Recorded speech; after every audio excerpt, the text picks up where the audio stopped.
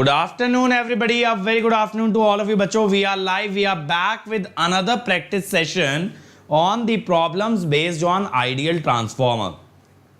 तो यार देखो, मशीन्स के क्वेश्चन की हम लोग सीरीज चला रहे हैं, जैसा आप जानते हो, every Saturday and Sunday.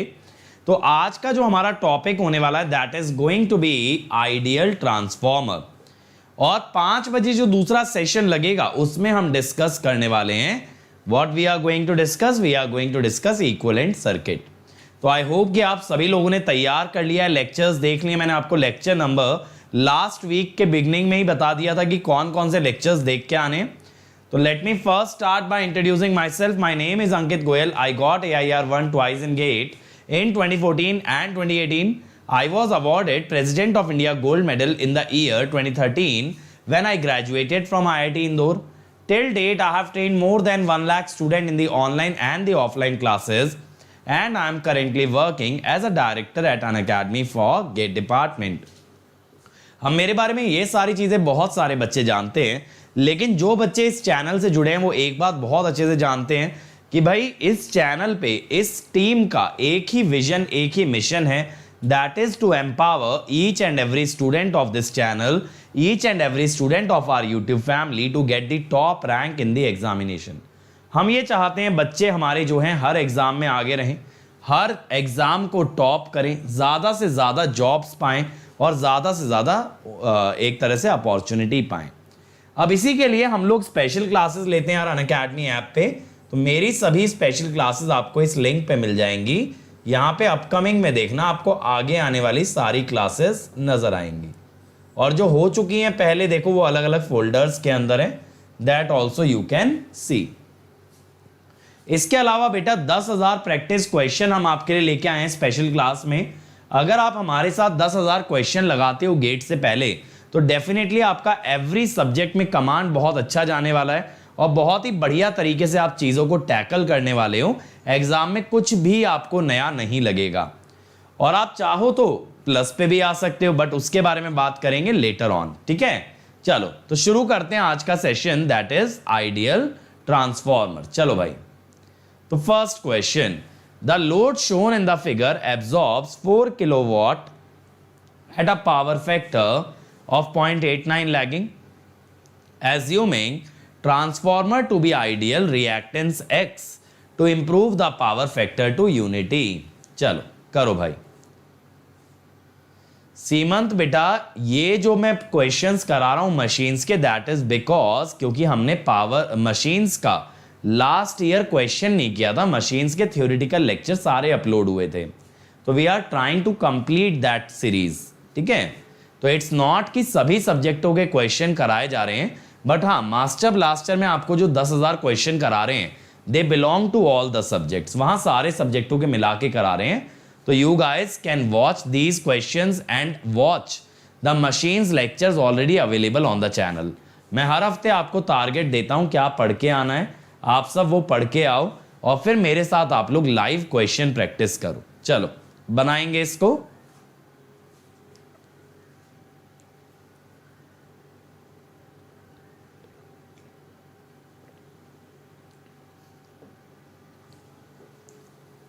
Good afternoon Saurabh and Ram.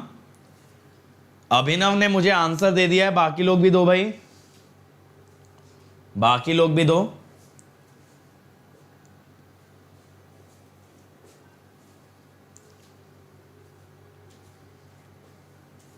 Come on come on come on everyone. हाँ रिकॉर्डेड अवेलेबल रहेगी लेटर ऑन भी. चलो देखें एक बार. देखो ट्रांसफॉर्मर के ऐसे क्वेश्चंस के अंदर ना आप हमेशा एक रेफरेंस लिया करो. तो यहां मैं मानता हूं assume voltage across winding as reference. मैं इसको रेफरेंस ले रहा हूं. ठीक है, अब प्लस माइनस तो दिखाया नहीं, चलो मैं अपने हिसाब से ले लेता हूं कि भाई ये प्लस और ये माइनस. तो ये जो वोल्टेज हम ले रहे हैं let us say it is 110 at an angle 0.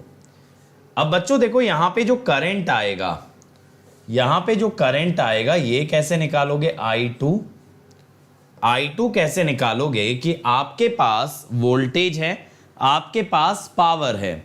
मैं कहता हूं 110 सिंगल फेस चल रहा है ना, into I2 into cos phi is 4000, 4 kilowatt है। तो यहां से हम I2 निकाल सकते हैं बेटा। जस्ट लेट मी कैलकुलेट कि I2 कितना आ रहा है। मैं आपको बताता हूं यहां पे क्या क्या मेथड हो सकते हैं, बट पहले ऐसा मेथड बता रहा हूं जो सभी बच्चों को समझ आएगा। 40.858। इसके बाद वो मेथड बताऊंगा जो मुझे पर्सनली पसंद है। और देखो फाई भी निकाल सकते हो, कॉस इनवर्स 0.89। ठीक है, कितना आएगा ये देखते चलेंगे बच्चे। 27.126 ये आ गया भाई। अब एक बार हमें इतनी वैल्यूज मिल गई तो मैं क्या कहता हूं, देखो सेकेंडरी में करंट अगर डॉट से लीव कर रहा है तो प्राइमरी में डॉट से एंटर करेगा, ये होता है I1 डैश। सेकेंडरी की डॉट पॉजिटिव तो प्राइमरी की डॉट भी पॉजिटिव भाई।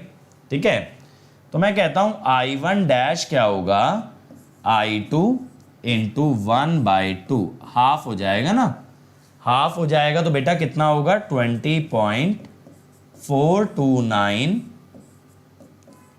माइनस 27.126। सर आपने ये माइनस 27.126 क्यों लिख दिया एंगल? बेटा देखो आपको ये बोला है कि करंट लैग कर रहा है वोल्टेज से बाय पावर फैक्टर 0.89।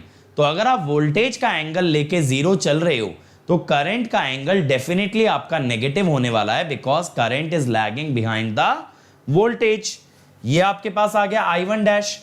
अब मैं कहता हूं वोल्टेज का एंगल तो देखो जीरो है ना, बात को समझना, वोल्टेज का एंगल तो जीरो है।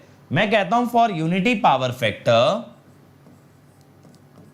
यहां पे जो करंट जा रहा है, मैं कहता हूं for unity power factor Ix is equal to minus imaginary part of I1 dash. अब सर ऐसा कैसे बोल दिया आपने?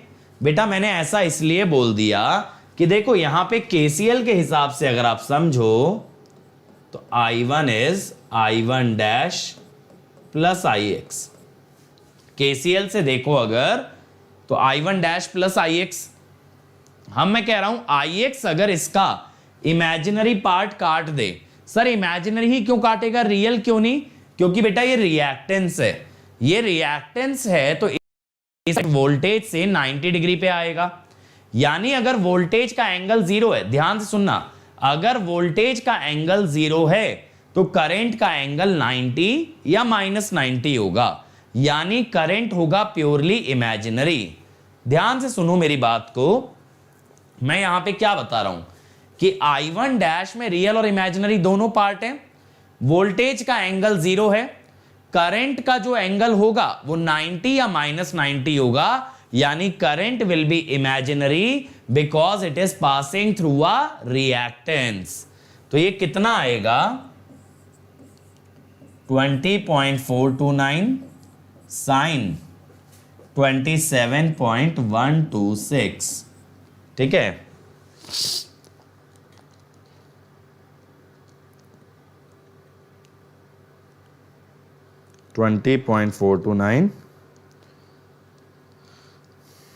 या 9.314। ठीक है, अब रिएक्टेंस निकालना हुआ आसान। रिएक्टेंस क्या हो जाएगा, वोल्टेज है इसके अक्रॉस 220 अपॉन 9.314। सर 220 कैसे पता आपको? बेटा अगर आप सेकेंडरी से रेफर करोगे तो 220 आएगी। ठीक है, सेकेंडरी से अगर रेफर करोगे 2:1 का रेशियो है तो इट इज 220 एंगल जीरो। समझ में आया? ये 110 एंगल जीरो था तो ये 220 एंगल जीरो हुआ। तो यहां पे हमने क्या बोला, रिएक्टेंस का करंट 90 डिग्री लैग या लीड करेगा डिपेंडिंग अपॉन इंडक्टर कैपेसिटर। तो अगर ये इमेजिनरी पार्ट काट दे I1 डैश का तो हमारा करंट हो जाएगा रियल और पावर फैक्टर हो जाएगा यूनिटी। इसी का बेटा दूसरा तरीका क्या होता, मेथड 2।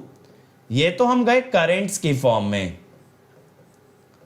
अगर हम जाते, मैं पर्सनली प्रेफर करता हूं पावर बैलेंसिंग, पावर बैलेंसिंग। तो मैं क्या कहता हूं,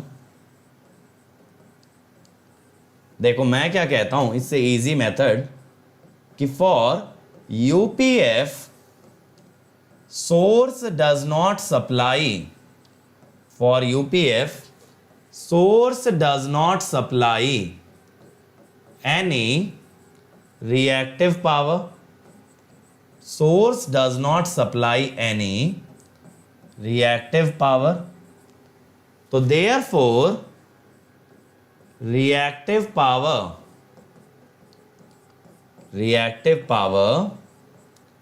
demand of load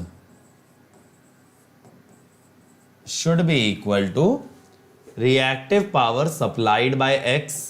तो यहां से ये भी समझ आ गया कि X एक कैपेसिटर होगा, यहां से बेटा ये भी समझ आ गया X एक कैपेसिटर होगा, क्योंकि रिएक्टिव पावर सप्लाई कौन करता है, कैपेसिटर।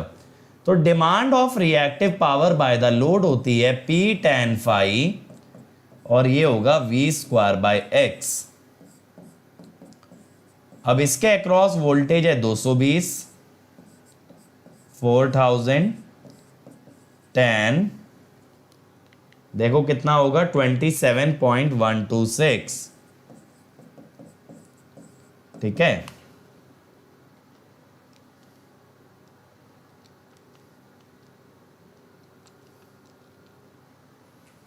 तो यहां से भी सेम आ गया भाई हमारे पास। लो जी, ये इजी पढ़ा ना, ये इजी पढ़ा भाई, जल्दी से बताओ। This one was easier method. चलो अगला, an ideal transformer has 3 winding, 100 on primary, 160 on secondary, 60 on tertiary. Secondary feeds 10 ampere to a purely resistive load, while capacitive secondary takes 20 ampere. Calculate primary current and power factor, polarity marking on secondary and tertiary। चलो जल्दी से बताओ, करो इसको। Ideal transformer जो है ना, exam point of view से काफी इंपॉर्टेंट होता है, क्योंकि क्वेश्चन इसके हल्के होते हैं लेकिन आपके बेसिक टेस्ट कर लेते हैं ट्रांसफॉर्मर के। विनीत ने आंसर दे भी दिया, बाकी लोग भी दो भाई।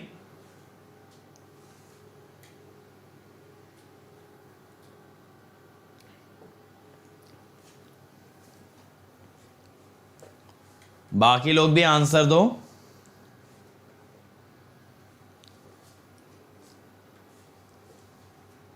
ट्वेंटी करंट 0.8, देखते हैं भाई।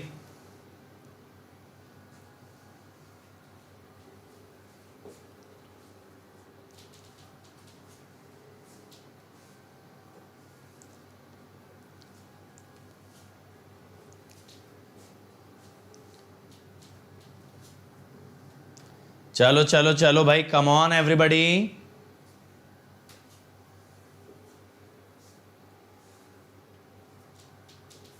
अभिषेक बेटा आंसर दोगे ज्यादा बेटर रहेगा। चलो देखें, देखो पहले मैं ना सेकंड पार्ट कर रहा हूं। तो प्राइमरी वाइंडिंग सोर्स से करंट लेती है, तो करंट ऐसे आएगा, ठीक है।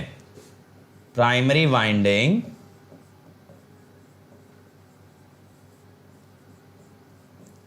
absorbs power from source,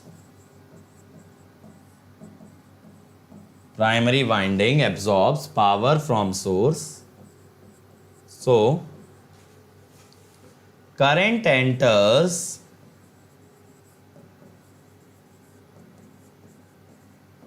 positive terminal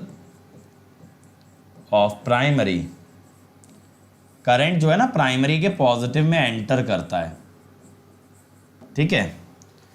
अब इसके कारण से ना बेटा यहां पे एक फ्लक्स एस्टैब्लिश हो जाएगा। अगर आप फ्लक्स की डायरेक्शन देखो तो ये फ्लक्स कैसे एस्टैब्लिश हो जाएगा, कुछ इस टाइप से, इस टाइप से हो जाएगा ना। देखो करंट अगर राइट में जा रहा है, ये करंट अगर राइट में जा रहा है तो फ्लक्स ऊपर की तरफ आएगा, तो ये क्लॉकवाइज आ गया।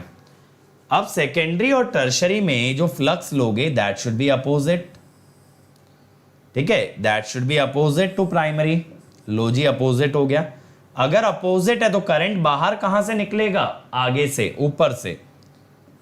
करंट इधर से बाहर आया तो यहां पे प्लस आएगा जहां से लीव करेगा करंट। इधर अगर राइट में ले रहे हो तो करंट पीछे से ऊपर जाएगा, आगे से नीचे, आगे से करंट नीचे जाएगा, तो यहां पे प्लस लगेगा। तो हम क्या कहते हैं, एज्यूम, देखो ये सारा मैंने लेक्चर्स के अंदर भी बता रखा है, assume secondary and tertiary flux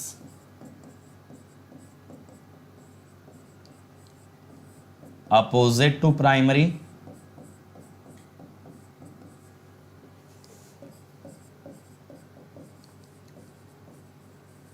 then the terminal at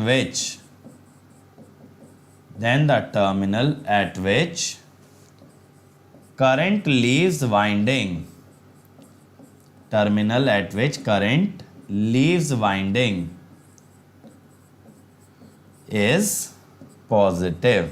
बस ये जैसे प्राइमरी के पॉजिटिव में एंटर करता है ना, ऐसे ही सेकेंडरी और टर्शरी में पॉजिटिव से निकलता है। तो जिस टर्मिनल से करंट निकलता हुआ नजर आए that is going to be positive. अब यहां पे क्या करेंगे भाई, यहां पे देखो आप एज्यूम करो फर्स्ट पार्ट के लिए, assume voltage across winding as reference. जैसे मैंने लास्ट क्वेश्चन में भी किया था ना, voltage across winding as reference. तो जो करंट आएगा सेकेंडरी का, जो सेकेंडरी का करंट आएगा टर्शरी का, पहले देखो, हाँ ये टर्शरी है ना, टर्शरी होगा, यहां सेकेंडरी नहीं होगा, टर्शरी। सेकेंडरी का जो करंट है 10 एम्पियर है रेजिस्टिव लोड के लिए, तो मैं कहता हूं आई सेकेंडरी 10 एंगल 0 और आई टर्शरी 20 एंगल 90। कैपेसिटर का करंट 90 डिग्री लीड करता है वोल्टेज से। वोल्टेज को रेफरेंस मानने का मतलब क्या है, वोल्टेज को रेफरेंस मानने का मतलब है वोल्टेज का एंगल है 0। वोल्टेज का एंगल 0 है तो रेजिस्टेंस के करंट का एंगल 0 होगा और कैपेसिटर के करंट का एंगल प्लस 90। अब मैं कहता हूं N1 into I primary is N2 into I secondary plus N3 into I tertiary. अब कितने कितने टर्न्स दिए हैं भाई, 100 प्राइमरी पे, 160 सेकेंडरी, 60 टर्शरी, 100 आई प्राइमरी। ये क्या है, एमएमएफ बैलेंसिंग है। 160 into 10 angle 0 plus 60 into 20 angle 90। 100 से अगर डिवाइड कर लें 16 प्लस जे 1200 तो जे 12, ये बन रहा है भाई 16 प्लस जे 12। बताओ सही आ रहा है, 16 प्लस जे 12। तो करंट का जो मैग्नीट्यूड आएगा that is 20 at an angle 3/4 तो 36.86।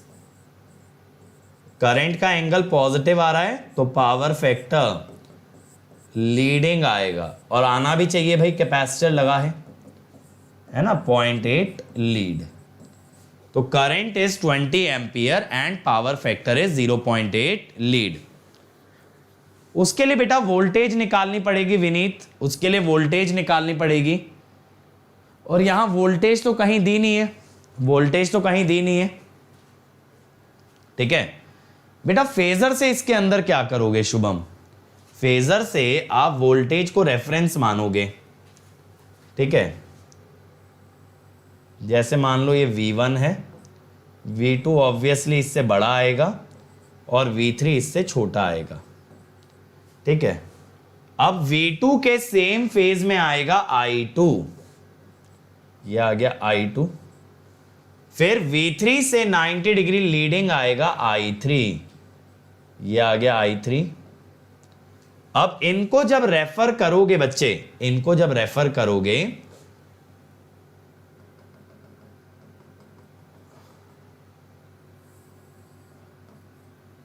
तो इसके सेम फेज में आएगा I1 इस टाइप से, ये लीड करेगा वोल्टेज से। ठीक है, भले ही हम फेजर में अपोजिट फेज में दिखाते हैं, ठीक है, फेजर में भले ही हम अपोजिट फेज में दिखाते हैं, बट एक्चुअली प्राइमरी का करंट सेकेंडरी और टर्शरी के सेम फेज में लगाया जाएगा। पावर बैलेंस नहीं लग पाएगा क्योंकि वोल्टेज नहीं दिया है। बिल्कुल जयतीर था, अगर यहां पे आइडियल ट्रांसफॉर्मर ना होता तो I0 करंट को भी ऐड करते, I0 करंट को भी ऐड करते। ठीक है, अगले एक सवाल पे चलते हैं। A single phase system consist of 480 volt 60 hertz generator supplying a load through a transmission line. A 1:10 step up transformer is placed at the generator end and 10:1 step down at the load end. What would be the load voltage? करो भाई, दो transformer है यहां, generator की side पे step up और load की side पे स्टेप डाउन।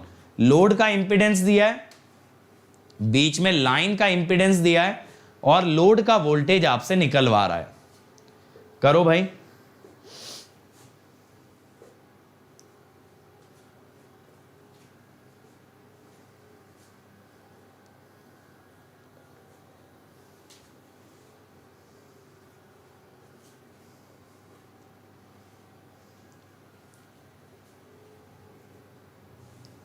विवेक बेटा एक बार मुझे टेलीग्राम पे पर्सनली पिंग कर देना कौन कौन से पीडीएफ पेंडिंग है। मैं ये चीज़ 50 बार बोल चुका बच्चों से, लेकिन कोई इसकी जिम्मेदारी उठाता नहीं। पर्सनली मुझे चैट पे पिंग कर देना और जो जो पेंडिंग होगा वो मैं अपलोड कर दूंगा। ठीक है, क्या होता है यार, इतने सारे लेक्चर्स लेने होते हैं ना। ऑनेस्टली मैं बताऊं, इस बार मैं रिकॉर्ड तोड़ रहा हूं यूट्यूब पे, 100 आवर से ज़्यादा कर रहा हूं इस महीने यूट्यूब पे। तो अब इतने लेक्चर्स लेने के बाद यार ऑनेस्टली ये सब चीजें ना स्किप हो जाती हैं। चलो मैं आपको ना इसका डायग्राम दिखा देता हूं, जो बच्चे अभी तक डायग्राम नहीं बना पाए हैं।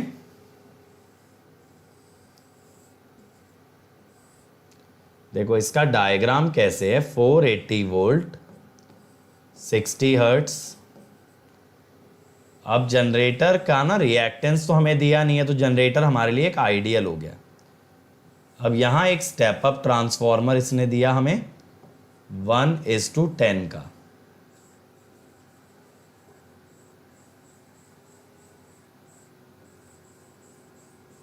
फिर ये बीच में ट्रांसमिशन लाइन लगाया हमारे लिए, फिर हमें एक स्टेप डाउन ट्रांसफॉर्मर दिया 10:1 का।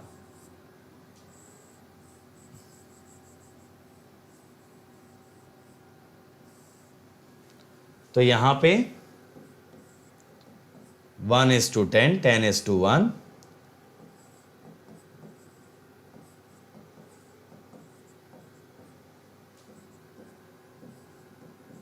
चलो ठीक है, ये हुआ। अब इसके अंदर लोड के अक्रॉस वोल्टेज पूछ रहा है, लोड के अक्रॉस। तो ये रहा भाई लोड। क्या करें, देखो इसे करने के दो तरीके हैं, या तो सभी चीजें सोर्स साइड पे ले आओ या सभी चीजें लोड साइड पे ले जाओ। मैं कहता हूं सब कुछ लोड साइड पे ले चलो। अब अगर सब कुछ transfer everything, every element to load side, ठीक है। अब देखो भाई, अगर सभी चीजों को लोड की तरफ ट्रांसफर करें तो ये 480 पहले सेकेंडरी जाएगा।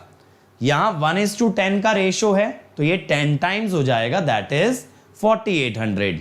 फिर 10:1 का रेशो है तो ये 1/10 हो जाएगा, फिर से 480। तो सोर्स तो बेटा दो बार ट्रांसफॉर्म होने के बाद वापस से बन जाएगा 480। समझ गए मेरी बात? पहले 10 टाइम्स हुआ, फिर हुआ 1/10। फिर ये 0.18 वगैरह को जब आप लेके जाओगे तो रेफर करने का मैंने तरीका आपको क्या सिखाया है, destination turns by source turns का स्क्वायर। ये जा रहे हैं 1 वाली साइड पे, कहां से जा रहे हैं, 10 वाली साइड से, तो 1 हुआ डेस्टिनेशन, 10 हुआ सोर्स। ठीक, और ये तो अपनी जगह पे प्रेजेंट ही है। अब देखो ऐसे हमारा सर्किट काफी सिंप्लीफाई हो गया, ऐसे जो है हमारा सर्किट काफी सिंप्लीफाई हो गया। अब हमें VL चाहिए। अब VL निकालना हुआ आसान, कैसे? Voltage division. 480 का एंगल जाने दो कुछ भी हो, 4 + j3 ओवर दोनों इंपिडेंसेस का सम क्या होगा? 4.0018 + j 3.0024। अब आप लोग क्या करना ना, आपको तो मैग्नीट्यूड से मतलब है, तो आप न्यूमरेटर और डिनोमिनेटर का मैग्नीट्यूड ले लेना, न्यूमरेटर और डिनोमिनेटर का मैग्नीट्यूड ले लेना। तो 480 न्यूमरेटर का मैग्नीट्यूड तो 5 है, आई नो, ठीक है। वामशी बेटा जल्दी से एक बार बताओ आज के लेक्चर का टाइटल क्या है? आपके क्वेश्चन का आंसर जो है ना वामशी, इस लेक्चर के टाइटल में छुपा है। बताओ क्या है टाइटल, जल्दी से बताओ। चलो ये आ गया 479.7। बाकी बच्चे नेक्स्ट क्वेश्चन करें, इतने जरा हम स्पैमर को भगा दें भाई, है ना। चलो जी बच्चों, चलो लग जाओ नेक्स्ट क्वेश्चन में। A 50 Hz single phase transformer draws a short circuit current of 30 ampere at 0.2 lagging, ठीक है, when connected to 16 volt 50 Hz source. The short circuit current when the same transformer is energized from 16 volt 25 Hz source. Actually ये question थोड़ा सा आगे के concept पे आ गया है, that is the testing of transformer, क्योंकि शॉर्ट सर्किट टेस्ट की बात कर रहा है। तो short circuit current 16 volt 50 hertz पे 30 एम्पियर 0.2 लैगिंग, तो short circuit current 16 volt 25 hertz पे कितना होगा बताओ। करो भाई फटाफट इसको भी सॉल्व।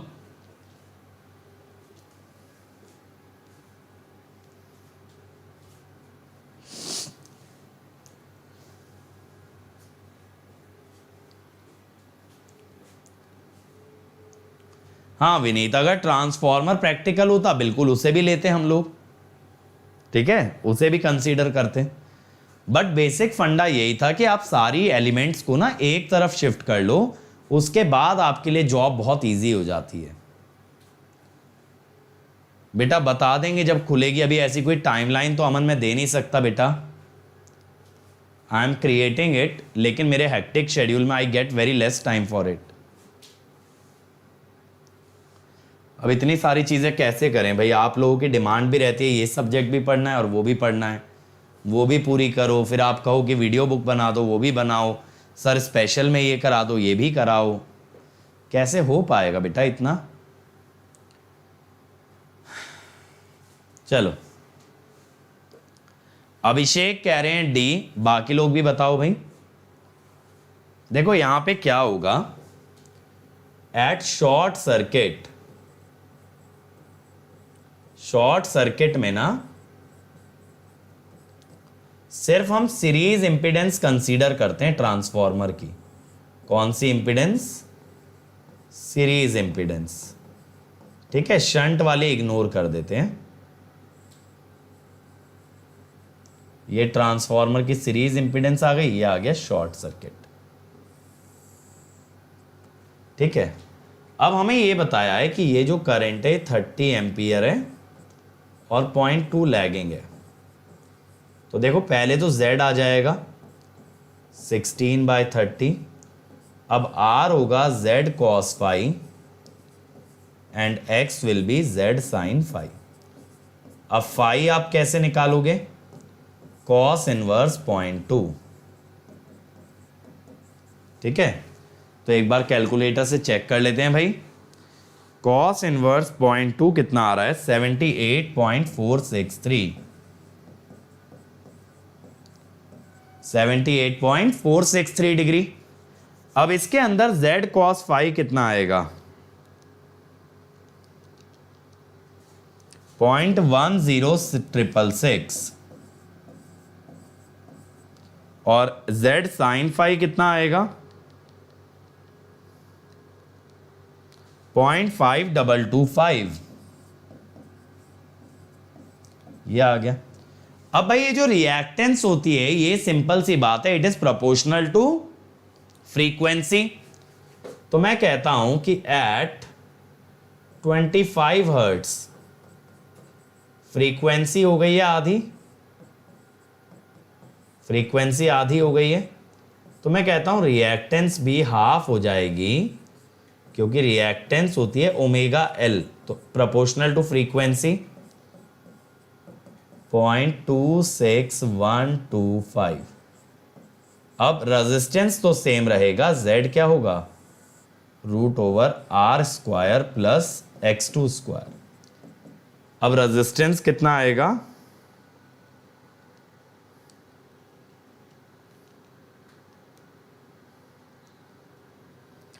ये आ गया 0.2822।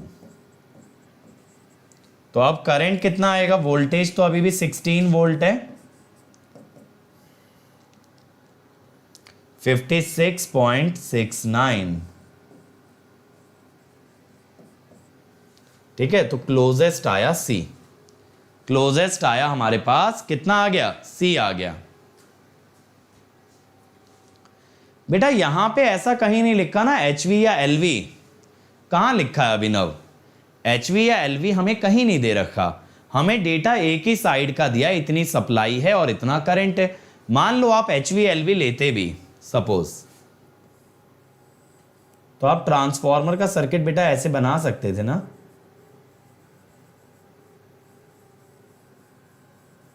ठीक है अभिनव, देखो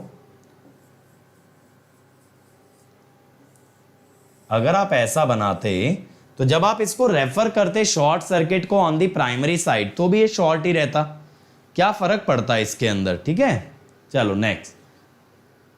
A 230 by 115 volt single phase transformer takes a current of 2 ampere 0.2 lagging when LV is open. On load LV delivers a current of 15 ampere 0.8 lagging. What is the primary current? Shubham V by F के ratio से यहां कोई फर्क नहीं पड़ेगा, क्योंकि R भी है ना। अगर बेटा R अगर आप इग्नोर कर देते तो करंट होता V by रिएक्टेंस, यानी proportional to V by F। तब आप कहते हैं अगर V by F कांस्टेंट तो शॉर्ट सर्किट करंट कांस्टेंट। लेकिन उसके लिए ये एजम्पशन आपको लेना पड़ेगा कि आप रेजिस्टेंस को इग्नोर कर रहे हो, करंट सिर्फ किसकी मदद से निकाल रहे हो, रिएक्टेंस। चलो जल्दी से बनाओ ये वाला question. Single phase transformer current ले रहा है 2 एम्पियर 0.2 लैगिंग। अब अगर LV इतना करंट डिलीवर करने लगे तो प्राइमरी करंट क्या होगा।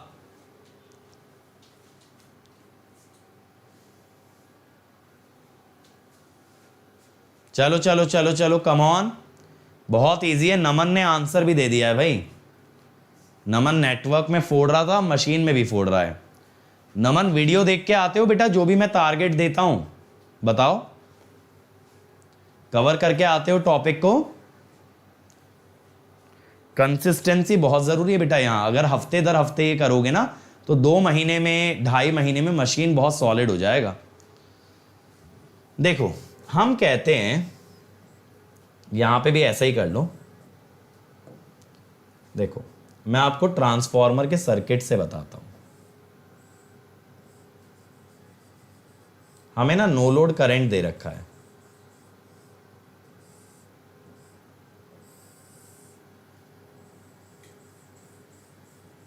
थोड़ा सर्किट से आपको विजुअली क्लियर होगा।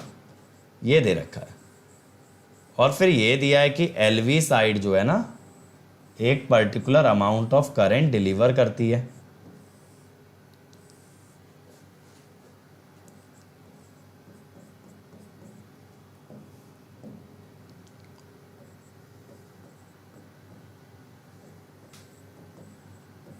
तो हम क्या करते हैं ना, देखो इस वोल्टेज को रेफरेंस मान लेते हैं, तो यहां पे जो वोल्टेज आएगी ना उसका भी एंगल 0 रहेगा।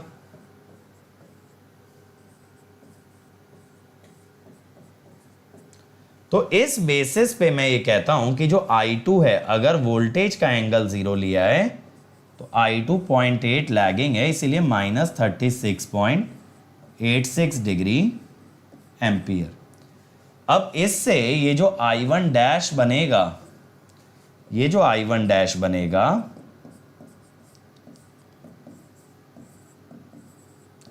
ये बनेगा इंटू 115/230 7.5 एंगल -36.86 ये आ गया।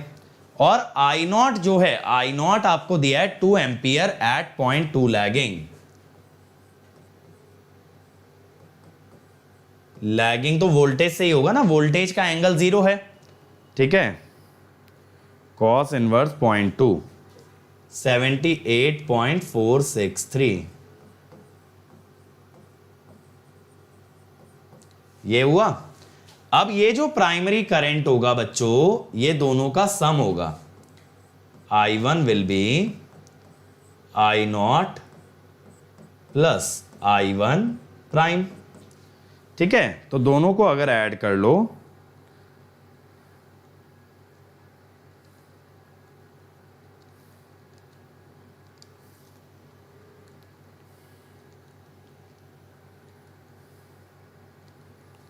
(9.093) जिसको आप 9.1 भी कह सकते हो approximately, angle -45.25 degree ampere.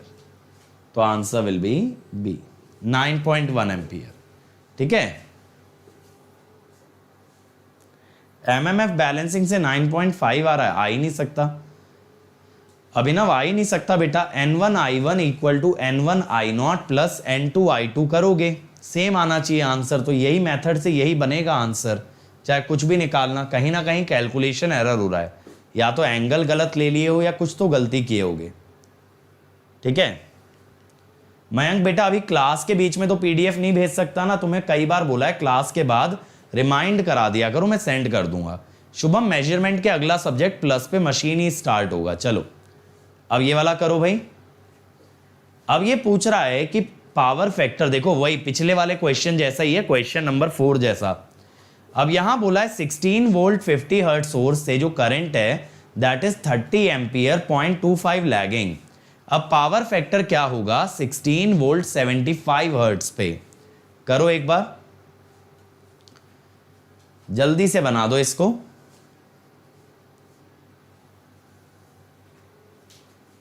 Come on everyone, 5 बजे से फिर हमारा दूसरा सेशन भी होगा जिसमें हम करेंगे क्या, इक्विवेलेंट सर्किट के क्वेश्चन। वो थोड़े से लंबे, बट एक बार वो क्लियर हो गया ना, नेटवर्क से करेंगे उसको प्योरली। सर्किट पता होना चाहिए ट्रांसफॉर्मर का, बाकी का सारा नेटवर्क एनालिसिस लगा के वो क्वेश्चन बन जाते हैं। बहुत सारे बच्चे घबराते हैं क्योंकि फेजर्स इन्वॉल्व होते हैं, लेकिन अगर आप नेटवर्क वाला पार्ट सॉलिड रखोगे ना, और नेटवर्क नहीं देखा तो मेरे साथ प्लैनेट गेट पे कवर कर सकते हो, वहां AC वाला पार्ट ऑलमोस्ट कंप्लीट हो चुका है ना। तो वो अगर आप कॉन्सेप्ट्स लगा के चलते हो तो बहुत इजीली करोगे। नमन कह रहे हैं A, बाकी लोग भी बोलो भाई, बाकी लोग भी बता दो जल्दी से, बोलो बोलो बोलो भाई, कम ऑन एवरीबॉडी।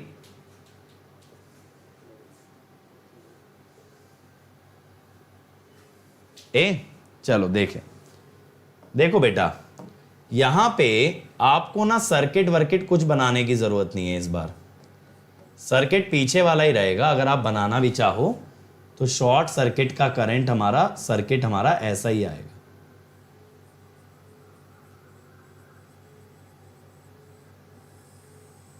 ये हो गया, ठीक है। तो मैं कहता हूं यहां पे कि फाई जो होगा ना वो कॉस इनवर्स 0.25 होगा। ये कितना आएगा भाई, अब देखें जरा, 75.522। तो यहां से ना आप tan फाई निकाल सकते हो, 3.873, और ये होगा x/r। ये r और x क्या है, ये ट्रांसफॉर्मर का रेजिस्टेंस और रिएक्टेंस है। अब मैं कहता हूं कि at 75 hertz reactance is x into F2 by F1, ठीक है, x इंटू 75 बाई 50, तो ये हो गया 1.5x। तो बेटा आपका जो नया tan phi 2 होगा that is x2 by R, that is 1.5x by R. x by R तो आपको पता है 3.873, यह आ गया 5.809। अब इस लॉजिक से phi 2 आ जाएगा tan इनवर्स 5.809 80.23, और यहां से पावर फैक्टर भी बन जाएगा cos phi 2, तो cos ऑफ दिस 0.1696। समझे कितना इजीली हो गया। यहां मैंने करंट का यूज ही नहीं किया, यहां पे बेटा मैंने करंट का यूज ही नहीं किया, यहां मैंने सिर्फ किससे बना दिया, पावर फैक्टर एंगल से। चलो next, an ideal audio frequency transformer couples a 60 ohm resistive load to an electronic circuit which is represented by a constant voltage source of 5 volt in series with internal resistance 3000 ohm. Find the transformer turns ratio so that maximum power transfer takes place from source to load. नमस्ते, जय माता दी। नाम बड़ा खतरनाक रखते हो भाई, कीर्तन वीर्तन करते हो, जागरण करते हो क्या, बताओ। चलो कम ऑन एवरीवन, बहुत इजी है ये, मैक्सिमम पावर ट्रांसफर थ्योरम पे बेस क्वेश्चन है, उसके साथ हमने ट्रांसफॉर्मर को कंबाइन किया है। ये क्वेश्चन तो मेरे हिसाब से आप लोग जल्दी कर दोगे।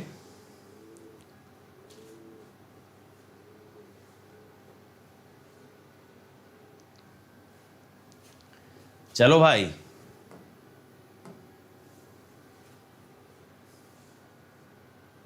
डी, चलो देखें। देखो यहां पे क्या करना है, एक 5 वोल्ट का सोर्स है जिसके साथ एक 3000 ओम का रजिस्टर है। अब हमारे पास एक टर्न्स रेशियो का ट्रांसफॉर्मर है, सपोज इसका रेशियो है N1:N2, ठीक है। अब यहां पे आपने एक लोड लगाया है 60 ओम। ऑडियो फ्रीक्वेंसी का मतलब पता है क्या है, जो किलो हर्ट्ज तक काम कर सके। 200 हर्ट्ज से 2 किलो हर्ट्ज होता है ना। तो देखो ये हुआ।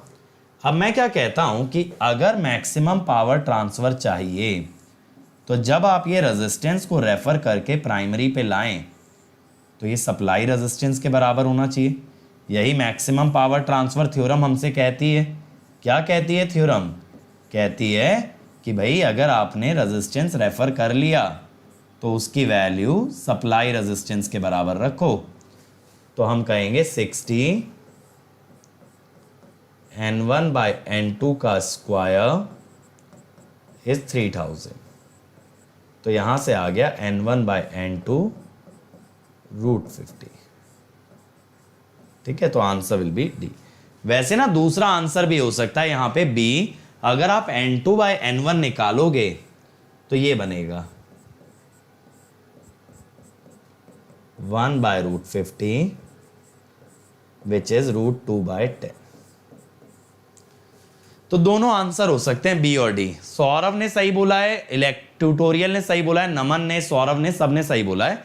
That is B and D. चलो अगला, an ideal 3-phase step down transformer connected delta star delivers power to a balance 3-phase load.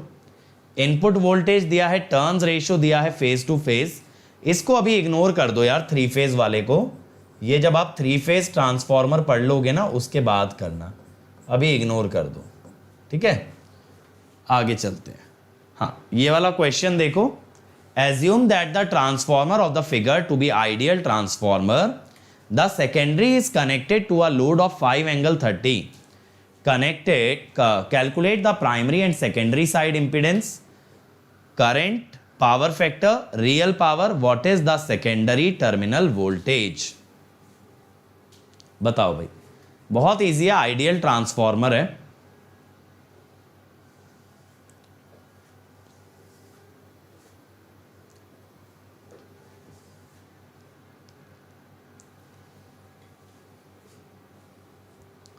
चलो चलो चलो, आइडियल ट्रांसफॉर्मर ना गेट के लिए बहुत अच्छे से रेडी रखना है, और खासकर ये जो पावर बैलेंसिंग वाला मेथड है, ये गेट का कुछ ज़्यादा पसंदीदा मेथड है। इस पे अक्सर क्वेश्चन पूछ लेते हैं, तो जो बच्चे पावर बैलेंस करना जानते हैं वो तो फटाफट कर देते हैं ऐसे क्वेश्चन, और जो बच्चे नहीं जानते उन्हें ऐसे ही क्वेश्चंस में काफ़ी टाइम लग जाता है।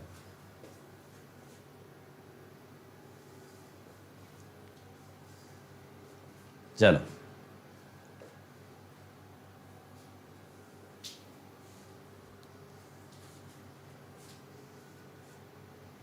देखेंगे बेटा, एक साथ इतने सारे सब्जेक्ट थोड़ी आ सकते हैं गजेंद्र।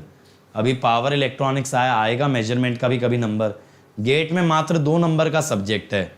अटेंड फिर भी नहीं करेंगे बच्चे, फिर भी नहीं करेंगे क्योंकि वेटेज इतनी कम है।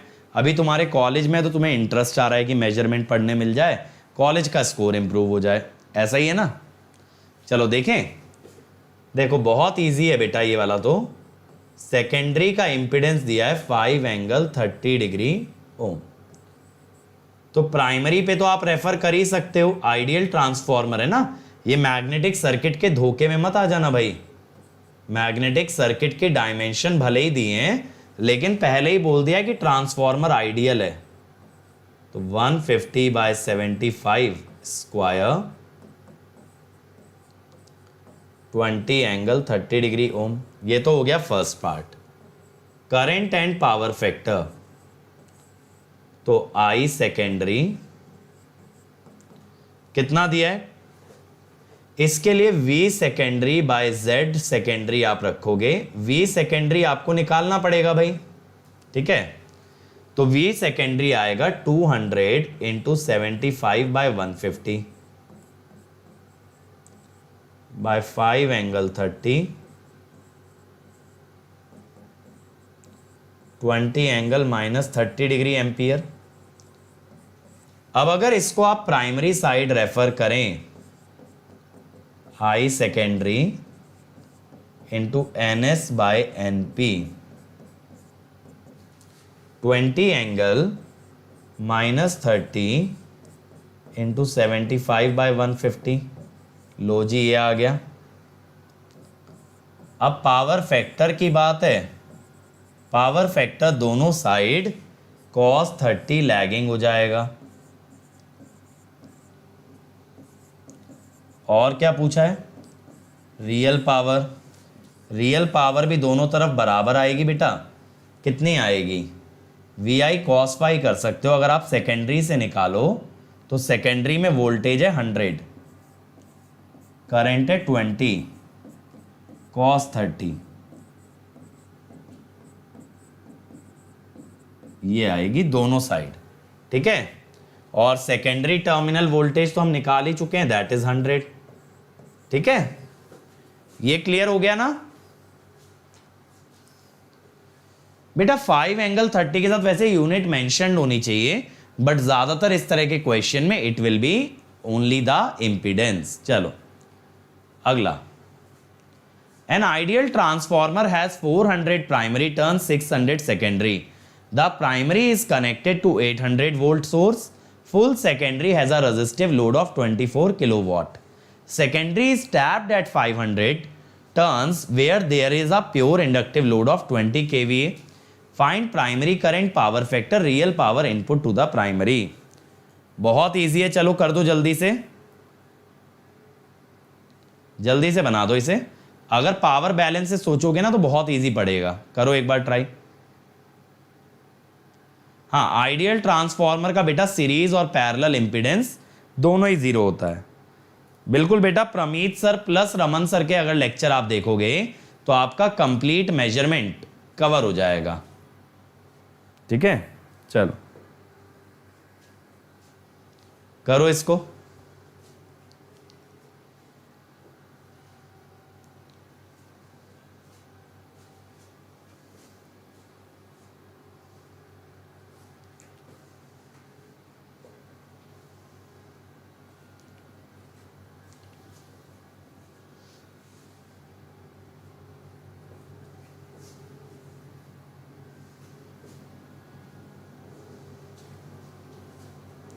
हाय अमित बेटा, चलो भाई फटाफट इस क्वेश्चन को बना देंगे सभी लोग।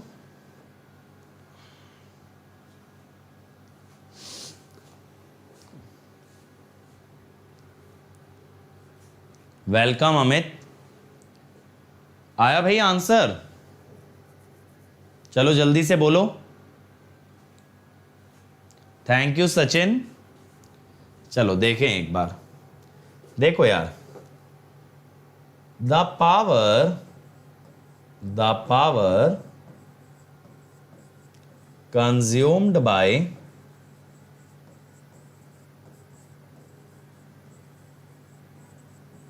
load on secondary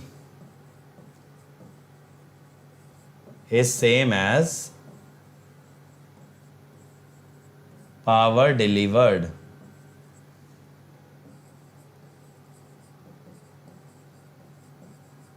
by source on primary।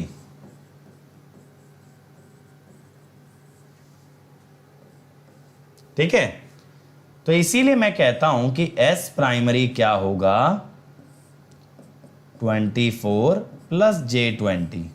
Sir plus J20 क्यों लिखा? देखो इंडक्टर, अगर इंडक्टिव लोड है, इंडक्टिव लोड के लिए बेटा रिएक्टिव पावर पॉजिटिव लेते हैं, कैपेसिटिव के लिए नेगेटिव लेते हैं।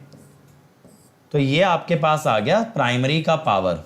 ठीक है, अब प्राइमरी का करंट निकालना है, तो मैं क्या कहता हूं, प्राइमरी का करंट अगर निकालना है, पहले तो पावर फैक्टर निकाल दो भाई, P/S 24/576 और 400 976, 24 स्क्वायर प्लस 20 स्क्वायर मैंने किया है। ठीक है,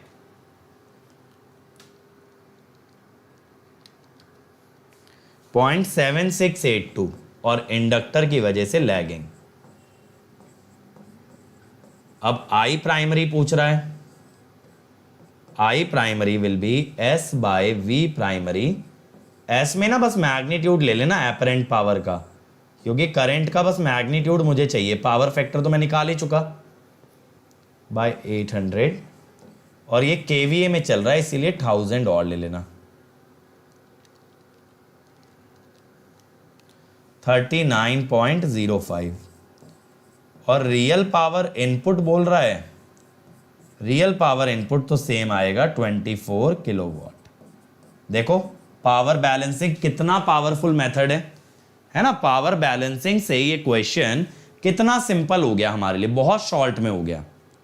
चलो अगला देखो, transformer is used not used in a DC line, losses in DC circuit are not negligible. क्या आपके हिसाब से आंसर होगा? Transformer is not used in a DC line, reason दिया है losses in DC circuit are not negligible. बताओ भाई आप लोगों के हिसाब से क्या राय है इस क्वेश्चन के बारे में? मंटू बेटा बिल्कुल, अभी अभी 26 मई से बैच लॉन्च हुए हैं 2023 के लिए भी, तो आप ज्वाइन कर सकते हो बेटा 23 के लिए भी। क्या आएगा आंसर? सी। आंसर आना चाहिए यार बी। बात सही है, डीसी सर्किट में लॉसेस नेग्लिजिबल थोड़ी ना होते हैं, डीसी सर्किट के लॉसेस नेग्लिजिबल थोड़ी होते हैं। बट ये भी बात सही है कि ट्रांसफॉर्मर डीसी में यूज नहीं करते। क्यों यूज नहीं करते? इस केस के अंदर current becomes very very high and transformer can burn out, इसीलिए नहीं यूज करते। ठीक है, बट बात तो सही है ना, डीसी में लॉसेस नेग्लिजिबल थोड़ी होते हैं।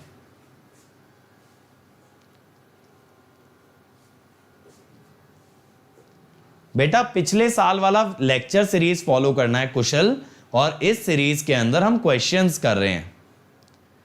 मंटू बेटा अनअकैडमी लर्निंग ऐप पे आपका नया कोर्स आया है, आप मेरे टेलीग्राम चैनल पे सारी इंफॉर्मेशन ले सकते हो। मेरा टेलीग्राम चैनल आप लोगों के लिए है t.me/gateair1।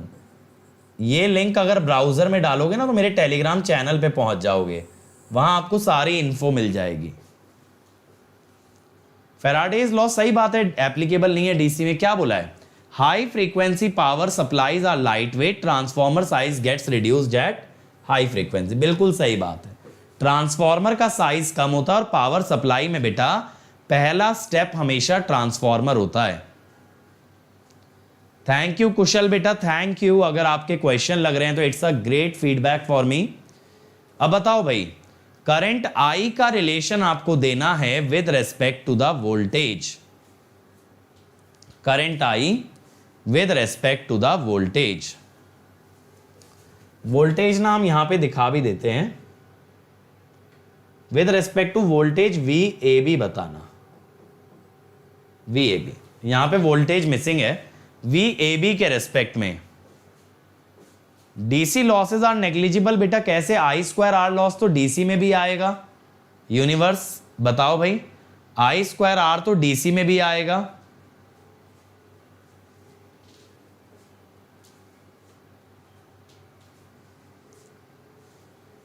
बताओ इसका आंसर क्या आएगा, बी। देखें, देखो वी ए बी का मतलब है ये, अगर यहां डॉट पॉजिटिव है तो ये बनेगा V C D. V C D के हिसाब से जो प्योर इंडक्टिव लोड है, करंट अगर आप देखो, ठीक है, sense current leaves positive terminal of L. मैंने आपको बता रखा है जब करंट पॉजिटिव से लीव करता है ना तो minus L D I by D T लगता है। तो अगर आप ऐसे सोच लो कि आई को आपने ले लिया I am sine omega T, तो वी हो जाता है minus omega L I am cos omega T.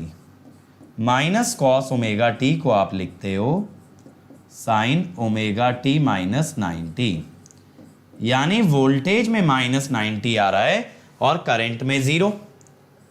तो वोल्टेज का एंगल क्या आ रहा है, omega L I am angle minus 90, और करंट का एंगल आ रहा है I M angle 0।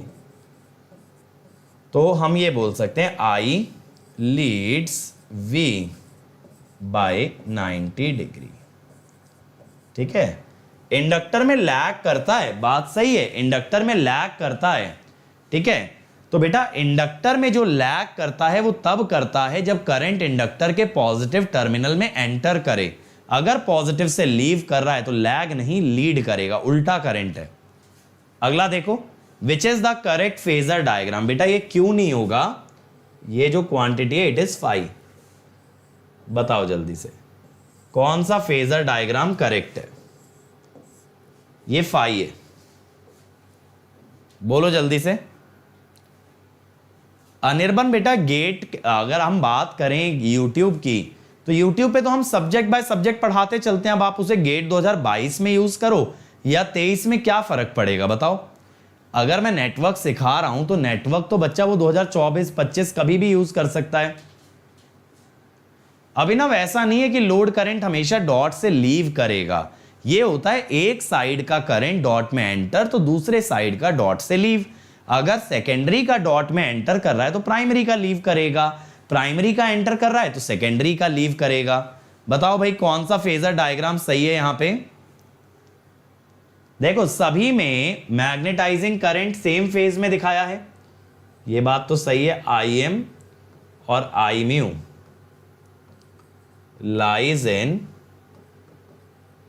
Same phase as flux. चलो जी, ये तो सभी के अंदर सेटिस्फाई हो रही है। फिर देखो ईएमएफ आपका लैग कर रहा है, ईएमएफ आपका लैग कर रहा है।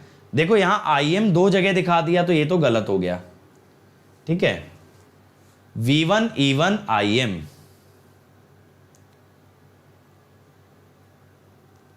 ठीक है, तो यहां पे बेटा V1 और E1 बराबर तो आने चाहिए।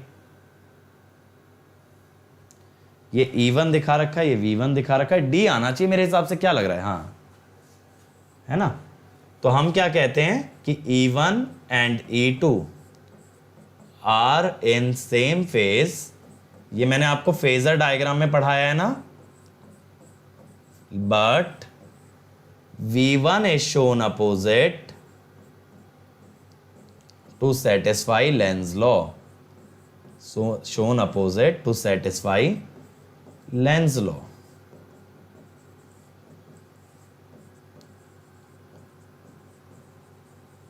ठीक है, चलो अब इसके बाद लास्ट क्वेश्चन भाई, an ideal transformer has secondary labelled as ABC, primary has 100 turns, secondary में A और C के बीच में 600 टर्न और ट्रांसफॉर्मर सप्लाई कर रहा है एक resistive load between A and B, A and B में है 400 टर्न। अगर हमारा प्राइमरी वोल्टेज है 1000 वोल्ट, प्राइमरी करंट और पावर फैक्टर बताना है, बताओ भाई। कुशल बेटा पावर सिस्टम के अंदर मैंने क्वेश्चन करा रखे थे, लेकिन यहां पे क्या है कि जब मैं मशीन्स की बात करता हूं तो मशीन के अंदर मैंने क्वेश्चन नहीं कराए हैं, तो मशीन के क्वेश्चन अभी हम कर रहे हैं, आप ऐसा समझो। चलो जल्दी से बताओ।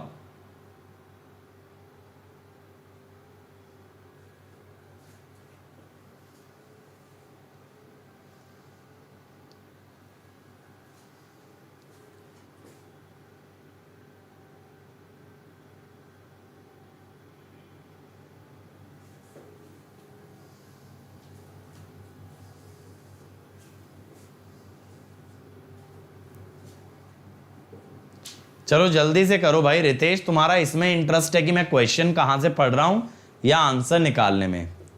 एक्स्ट्रा प्रैक्टिस कहां से करोगे कुशल? तो बेटा एक्स्ट्रा प्रैक्टिस आप कर सकते हो गेट PYQ से, ESE objective, ESE conventional, CL Wadhwa, RK Kanodia, ये सारी किताबों से कर सकते हो। चलो आया भाई इसका आंसर?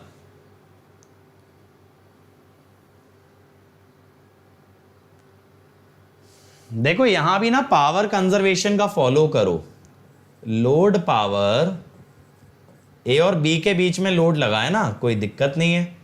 लोड पावर है हमारी 10 किलोवाट, इसीलिए पावर फ्रॉम सोर्स भी कितनी आएगी? 10 किलोवाट। तो ये तो आ गई हमारे पास प्राइमरी इनपुट पावर। अब primary current, very simple, 10,000 by 1000, देखो 10 एम्पियर आ गया। कितना सिंपल सा तो सवाल है ना। तो यहां पे आपको बस क्या करना है, यहां पे आपको बस क्या करना है बेटा, आपको पावर बैलेंस करना है। ओके चलो, तो इस वाले सेशन में इतना ही रखेंगे। अभी 5 बजे मिलेंगे, इक्विवेलेंट सर्किट के क्वेश्चन देखेंगे, ठीक है।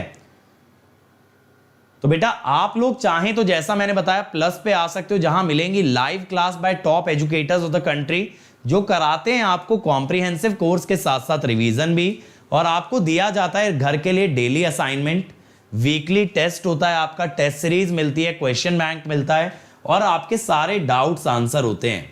एक सब्सक्रिप्शन के अंदर आपको सारे ब्रांचेस, सारे बैचेस मिलते हैं, चाहे गेट हो, ESE हो, PSU हो, स्टेट AE हो, सारे आपको सारे बैचेस मिलते हैं। बट और आगे जाना है then go with iconic. Iconic में प्लस के बेनिफिट्स के साथ पर्सनल कोच मिलेगा जो पूरा स्टडी प्लानर बनवाएगा, ठीक है। स्टडी प्लानर बनवाने के साथ टीचर्स आपके साथ अलग से सेशन करेंगे called as study booster session, जहां आपको गाइड करेंगे। टेस्ट का मिलेगा सेपरेट एनालिसिस, स्टडी मटेरियल, और एक डेडिकेटेड टीम आपके लिए अपॉइंटेड होती है जो इमीडिएटली आपके सारे डाउट्स आंसर करती है।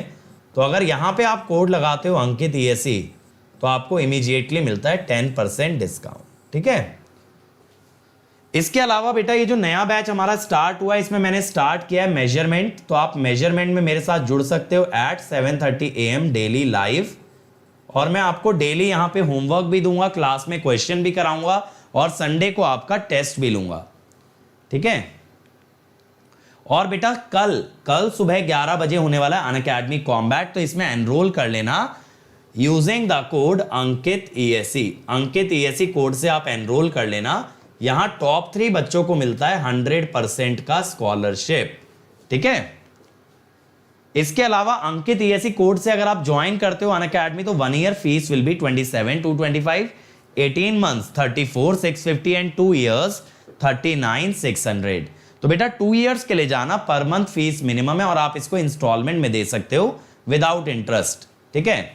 इसके अलावा आइकॉनिक पे जाओगे तो 1 ईयर फीस होगी 45,225 और 2 ईयर होगा 66,600। तो बेटा 2 ईयर के लिए जाएंगे ताकि पर मंथ फीस आपकी मिनिमम रहे। इसके अलावा बच्चों ये मेरा अनअकैडमी प्रोफाइल है अंकित 2047, इसे फॉलो कर लेना, मुझे मैसेज कर लेना, ठीक है, और यहां से आप मुझसे चैट भी कर सकते हो। इसके अलावा मेरा जो टेलीग्राम चैनल है, ये मेरा टेलीग्राम चैनल है जहां पे कि मैं आपको लेक्चर नोटिफिकेशन और लेक्चर पीडीएफ देता हूं, गेट AIR1, ठीक है। So thank you everyone, please do like share subscribe and leave a comment below the video कि आपको वीडियो कैसा लगा। अब मिलेंगे 5 बजे with equivalent circuit. Thank you.